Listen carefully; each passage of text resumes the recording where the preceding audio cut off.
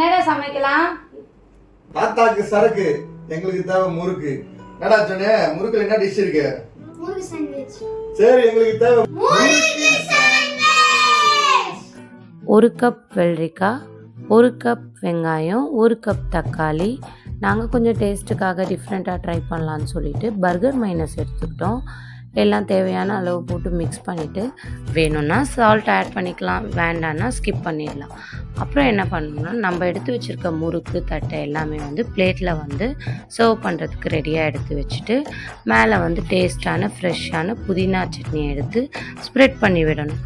நம்மளோட ஃபில்லிங்ஸை எடுத்து மேலே வச்சு அதுக்கு மேலே சீஸை நல்லா துருவி விட்டு ஓம் பொடியை தூவி போட்டு முறுக்கு எடுத்து மூடிட்டு அப்படியே எடுத்து மேலே சீஸை துருவி போட்டு மெல்ட்டான சீஸோடு சாப்பிடும்போது ரொம்ப சுவையான நம்மளோட முறுக்கு சாண்ட்விச் ரெடி.